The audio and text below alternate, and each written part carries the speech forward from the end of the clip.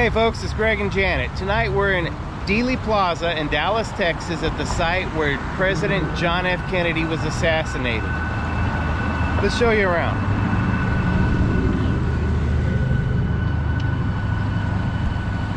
This is the Texas School Book Depository right here in front of us. And it was this window right there where it is believed that Lee Harvey Oswald shot John F. Kennedy from. Now, did he? I have no idea, honestly. I have my doubts, but I don't know for sure. I mean, I don't know if anybody knows for sure. We decided to come down here at night instead of during the daytime because it's so crowded during the daytime that it's hard to even move around sometimes. And with the JFK files just being released, or more of them being released, I thought some people might like to kind of get a view of the area. We'll walk over there to the School Book Depository in just a moment. Alright guys, these doors right here are the main doors going into the Texas School Book Depository. This would be the first level here. Now it's 10:30 at night, and up above us on the 4th floor, just about a minute ago, a light flashed like it went on and off. So somebody must be up there, or else they've got some type of electrical problem. But now there is a famous, a famous photo taken from probably right over at this curb here on Elm Street, where you can see a crowd coming out of the doors here, and one man looked like Lee Harvey Oswald. Oh, there is somebody inside. I can see him inside there. Okay. But one of the guys looked like Lee Harvey Oswald. From a distance, you couldn't tell them apart. Well, it turns out that was one of Lee Harvey Oswald's co-workers. It wasn't actually Lee Harvey Oswald that exited the front of this building here at that time. That was immediately following the assassination. And they've got a Texas historical marker here for the assassination, where it does say, on November 22nd, 1963, the building gained national notoriety when Lee Harvey Oswald allegedly shot and killed President John F. Kennedy from a 6th floor window as the presidential motorcade passed the site. Now, this building right across from us over here, just, I guess what that'd be to the east of the School Book Depository. This used to be the Dowtex Building, I believe is what it was called. And now it's the museum store down in the lower level. But they used to have a fire escape that went all the way down through these windows here. And that was one of the places that a lot of people, a lot of the conspiracy theorists, believe that there was a sniper on the fire escape that took a shot at President Kennedy from there, because it would have been an easier shot, an angle, than Lee Harvey Oswald had from the 6th floor window up here.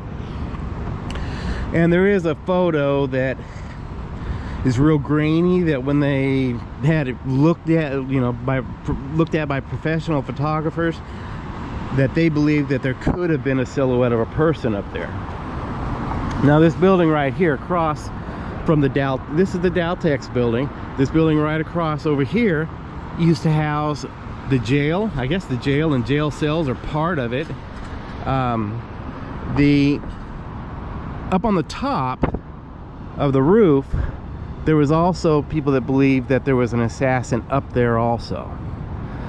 Now, when they talk about the triangulation of fire, or of gunfire, being a more efficient way to kill somebody, I'll show you what they mean by that.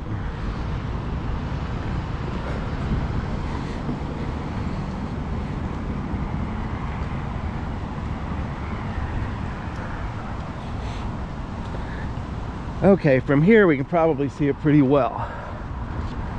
If you had a sniper up there on the 6th floor window where Lee Harvey Oswald was, and you had a sniper on top of the courts building up here,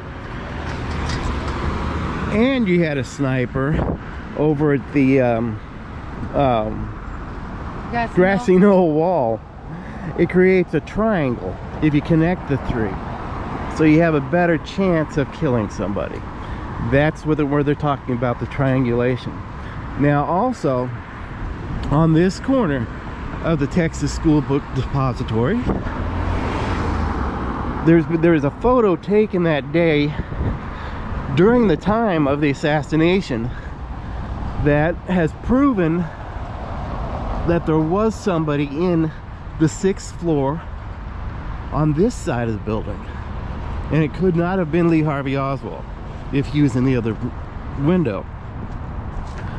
Let me see if I can get a good place to get a photo of that. And of course all the trees are much bigger now. Yeah, would have been right up here. Yeah. So, and that person nobody knew was there until years later. Photographers blew that photo up and looked closely, and they determined that it was a person that was there.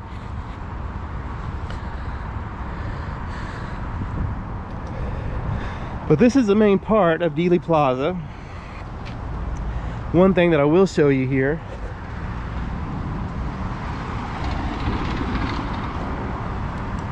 where this X is in the road, hope you can see that. I'll show you when I come back up. But where this X is in the road was where the first shot hit President Kennedy, in the lower neck, upper back, and exited through his throat.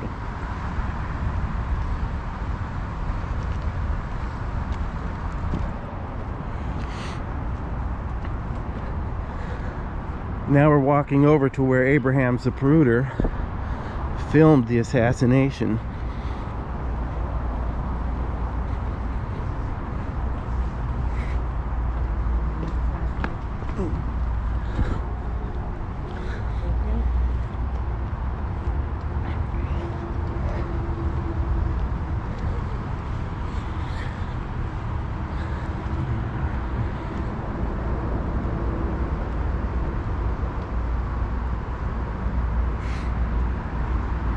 Abraham Pruder was standing on this pedestal here,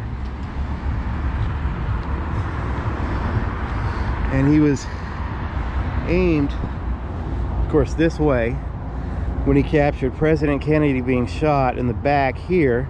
And as he turned his camera this way, boom, right here where this X in the road is, right out here on Elm Street, is where the fatal shot was taken, or where the fatal shot hit President Kennedy. I'm sorry. All right, now I'm standing, as you can see, up on the pedestal. So Abraham Pruder was standing right where I'm standing right now when he saw President Kennedy get shot in the back, right over here where I'm pointing. And then as he turned his camera, right here where this X is on the concrete of the street, or the tarmac, that's where the fatal shot hit President Kennedy. So this would have been the exact same angle that Abraham Pruder used when filming the assassination. And I gotta tell you guys, it's kind of creepy feeling that. So got a few more locations here to show you.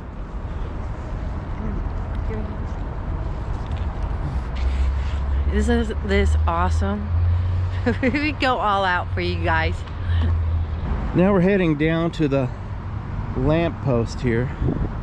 There used to be a sign. There it is. The sign's over there now that says I30, tells you where it goes. Well, used to, that sign was right along in this area, I believe.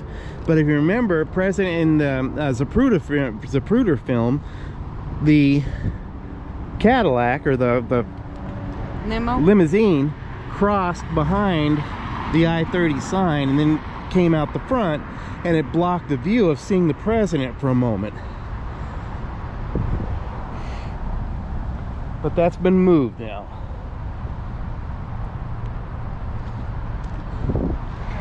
Yeah, this X right here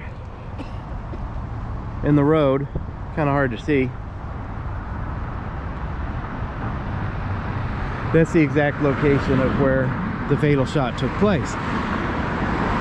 Now, right across the street, there was a large group of people that were here to see the motorcade, and right behind me, here on the grassy knoll, there was a bunch of people here also.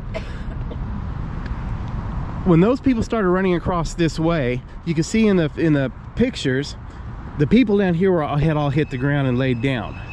They thought the bullets were coming too close to them, so they all dropped to the ground, which made the people coming from over here believe that the shots may have come behind the picket fence, which is right up here behind this white wall. Now, other locations where shots could have been taken at the president, there's a theory, see if I can find it, it's down here quite a ways. There's a conspiracy theory that one of the snipers was in this inside this manhole in the drainage system here.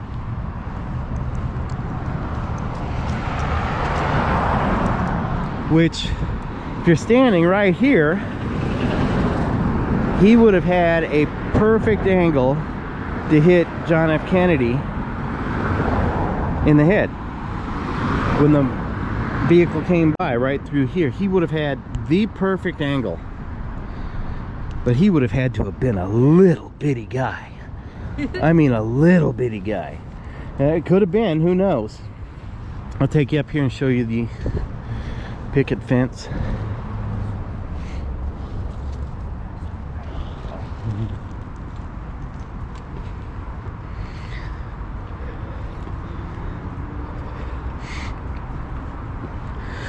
Now, there's a man that admitted to being one of the killers that day by the name of James Files. He did an interview. This is the picket fence right here. He did an interview while in jail saying that he used, I think it was called a fireball gun, to take a shot at President Kennedy, and said that he's the one that had the kill shot. And if it was him, which who knows if it is or not, I have serious doubts. That shot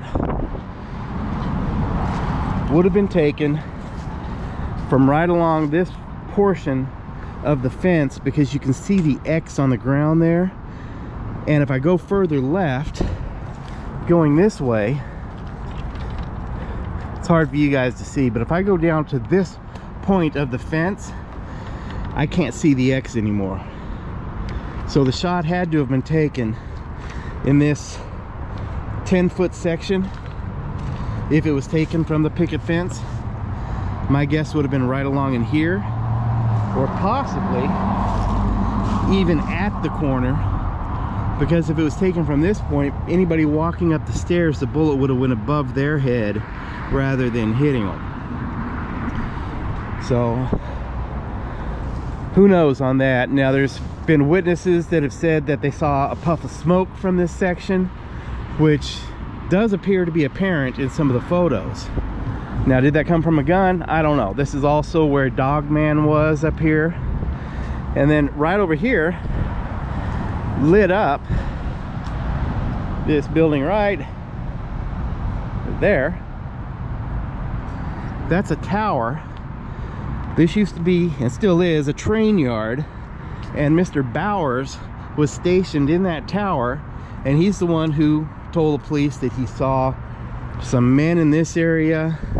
I think he saw some smoke, saw the men hurrying up, putting something in the trunk of a car, and then saw them slowly driving out of the parking lot. So that's where that theory came from originally, of the grassy knoll and the picket fence. You call him Badge Man? Yeah, Badge Man would have been up here too, yeah. But then we're gonna cross the street here. We're gonna show you a few other things here. Okay. All right, okay, now we're standing in the center of Dealey Plaza. Elm Street comes down this way. This is the street that President Kennedy was taking. Main Street goes up. Commerce Street and Main Street go next to us over here. But this is one way coming down towards us. And here's something that I always found interesting about the assassination that I never understood. The Dowtex building that we pointed out that had the fire escape coming down the windows, where they think that they found a person's shadow up there and it could have been a sniper. Well, I think his name was Charles Grodin. I think he was the name, but the guy that helped put the JFK movie together. Well, in his book, he pointed out this divot right here, which is believed to be a ricochet from a high-powered bullet from that day. The photos were taken that day here in Dealey Plaza. Now, you hear very little about somebody possibly being in the Daltex building or being on the fire escape, but that ricochet lines up perfectly with the Dowtex building. It does not line up with the school book depository or the courts building. It lines up perfectly with the Daltex building. So was a shot taken from there? Quite possibly. Who knows? But the evidence, if this is from a bullet, it would have had to have come from the Dowtex building. Now, there was also a gentleman who was deaf and dumb, couldn't hear or speak, that was walking across the triple overpass here during the time of the assassination, and he swears that he saw smoke come from beyond the picket fence over here, which does lead to somebody being behind there firing. And darn it, the police are out here. I don't want to mess up whatever they've got going on, and I don't want to get a ticket for jaywalking. But right over where this triple underpass is, or overpass, you see a walkway that goes through it, coming out on that side. There was a man, I believe his name is James Teague, who was walking along there when the assassination happened, and he was hit in the side of the face, in the cheek, by a fragment of the bullet.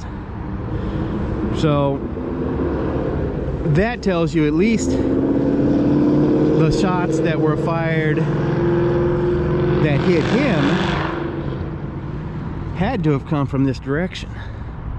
That could have been from the school book depository, or it could have been from the Daltex building, or it could have been from the courts building.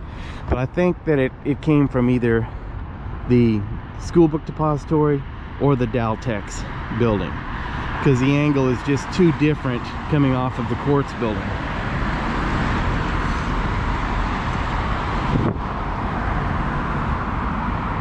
But this is the triple underpass that the limousine took to get to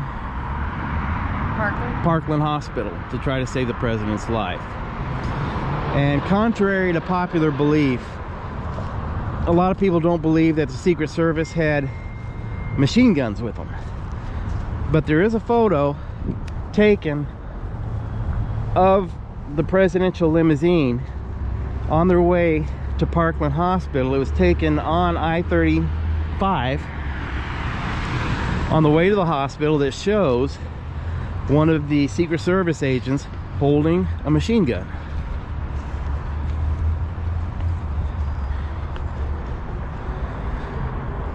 But I decided, or we decided, to come out here at night, because during the daytime there's so many people here walking around. It's hard to imagine what happened here.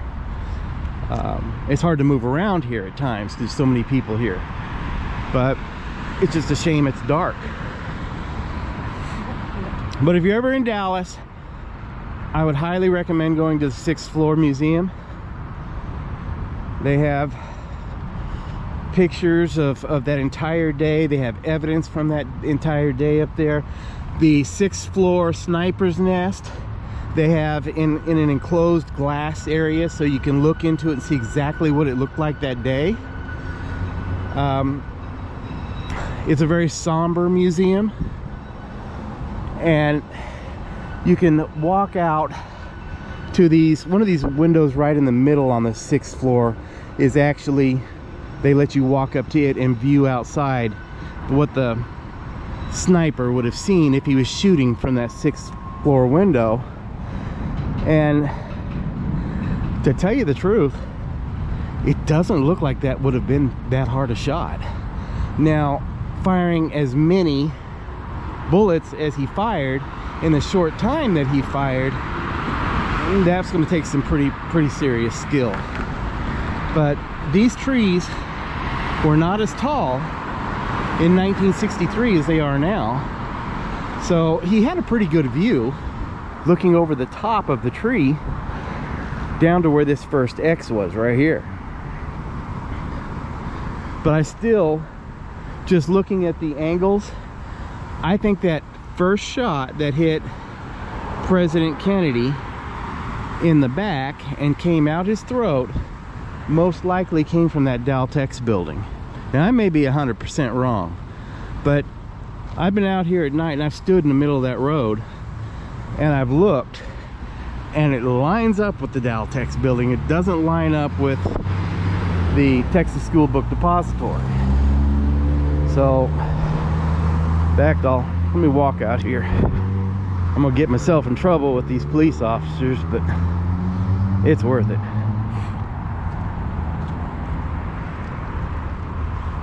All right. I have to wait here for the cars.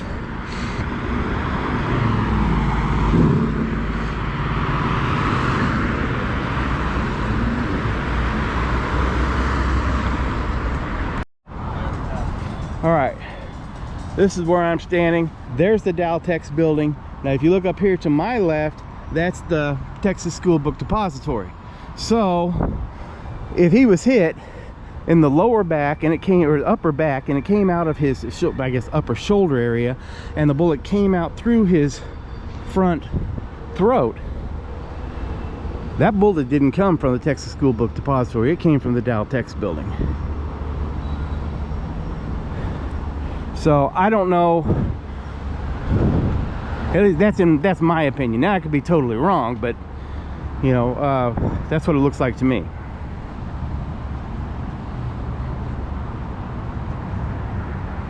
That's just the layout.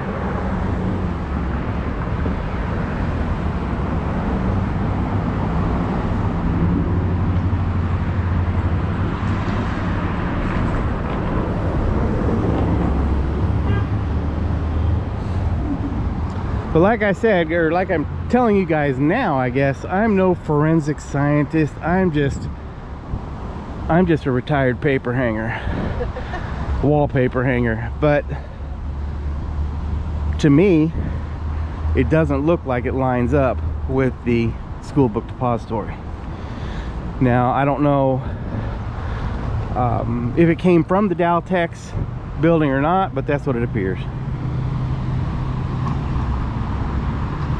Now, this corner right here was the corner, the more than 90-degree corner that they had to slow down to 5 miles an hour to make this turn to get onto Elm Street. Now, a lot of people say that the route wasn't changed, but it actually was changed the day before, the afternoon before the parade route. And originally, the motorcade was going to come straight down Elm Street right here, which you can see is just a long straight street. It's going to come right down here and then head down through the triple underpass. Well, the day before, for whatever reason, they changed the parade route and brought the motorcade up Commerce Street, where they had to make a right onto, I believe this is Houston. Yeah, they'd have to make a right onto Houston Street, come over to Elm Street, and then make this hard left-hand 90-degree turn. where the limousine would have to slow down. Now, sure, that would have helped a sniper, but he was hit the first time down over here where they had already started speeding up again. And they were only doing like 15 miles an hour anyway. So I don't think that them changing the route the day before the assassination really had any bearing on the assassination. But then again, I'm no sniper, so maybe it did, who knows. But with all the interesting information that we've gotten from the release of the JFK files, it makes you wonder just really what was going on that day. Who really was involved in the Kennedy assassination and why? Yeah. Alright folks, well thanks for watching this video. If you enjoyed this video, please hit the like button, the subscribe button, hit the little bell down in the corner, and until next time, you guys have a great day. Thank you. Strange RV tours will take you places with Greg and Janet's smiling faces. You might see a crazy flavored soda review or some tips to fix your RV too. So come along, won't you join us, friend, as we discover what's around the bend. Just sit right back in your easy chair. Strange RV Tours is on the air. Strange RV Tours is on the air.